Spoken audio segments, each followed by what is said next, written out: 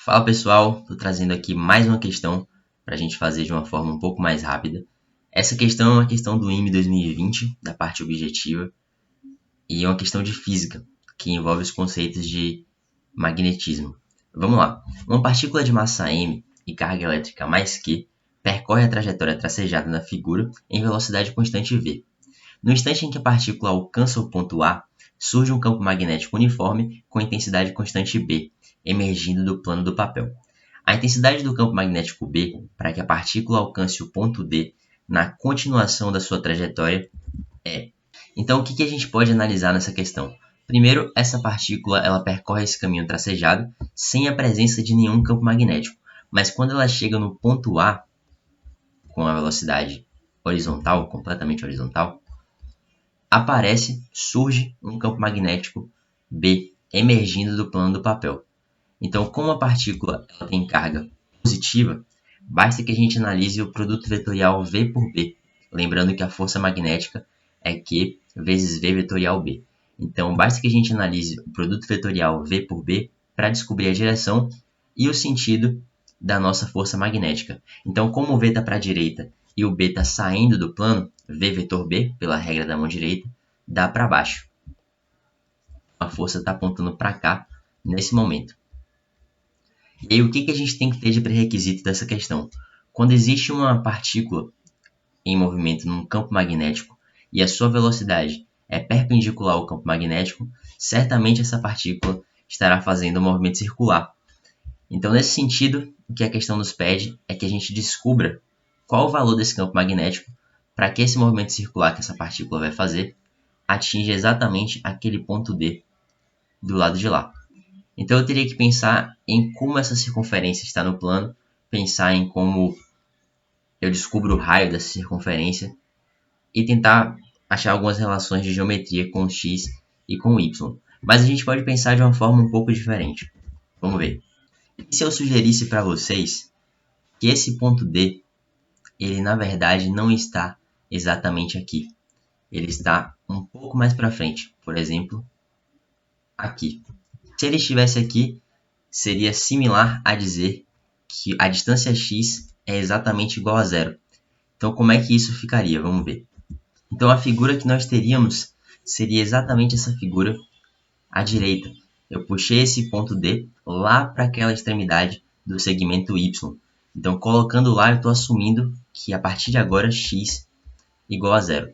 Então, eu vou desconsiderar todo esse desenho da esquerda e a gente vai assumir que x igual a zero para interpretar qual seria o campo magnético B se o x fosse zero. Então vamos lá. Nessa situação, para que esse corpo percorra a trajetória circular e atinja o ponto D, percebam que o raio da trajetória deve ser exatamente y sobre 2, porque a trajetória circular será essa daqui. Ó. Então, essa será a trajetória circular percorrida pela nossa partícula, e para que ela atinja exatamente o ponto D, o raio da trajetória deve ser y sobre 2. Então, o raio igual a y sobre 2, no caso em que o x é igual a zero.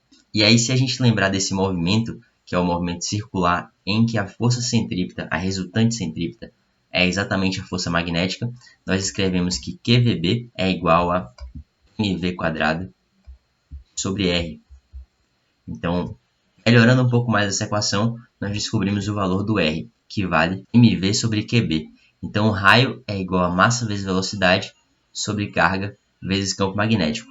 E como a gente descobriu que o raio ele vale y sobre 2, eu vou substituir aqui dentro o y sobre 2. Então, a gente vai ficar com a seguinte equação. Y sobre 2 igual a mv sobre QB. Se a gente isolar agora o valor do B, nós vamos ter B igual a passo B multiplicando para lá, passo 2 multiplicando para cá e passo Y dividindo. Então, nós vamos ficar com B igual a 2mv sobre Q vezes Y. Então, se a gente analisar todas as alternativas, a única alternativa que converge para esse valor quando x é igual a zero vai ser a alternativa que vai nos dar a resposta. Se nós tivéssemos duas alternativas que convergissem para esse valor, infelizmente não daria para responder a questão. Mas vamos analisar se a gente consegue ter apenas uma que convirja para esse valor. Então a primeira, se vocês analisarem, aparece mv sobre 2qx. Se o x fosse zero, nós teríamos um zero no denominador. Então essa primeira, que é a letra A, ela está incorreta. Se a gente analisar a letra B agora, e eu colocar, por exemplo, x para ser zero, o que vai acontecer? Nós vamos ter x igual a zero aqui, 2y, vou escrever aqui do lado, 2y mv sobre x ao quadrado mais y ao quadrado, mais o x é zero, então só y ao quadrado vezes q. O y cortaria com o de cima, nós teríamos 2mv sobre qy. Então ela pode ser a nossa alternativa correta. Exatamente 2mv sobre qy. Se a gente analisar agora a letra C, se o x for para zero, ela vai para zero porque tem um x no numerador. Então não faz sentido também. A letra D, nós temos x também no numerador. Então não faz sentido.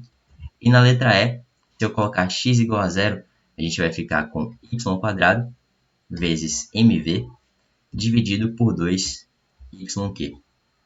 Então vai cortar um y, mas não vai convergir. Nós vamos ficar com ymv sobre 2q, que não é a nossa alternativa.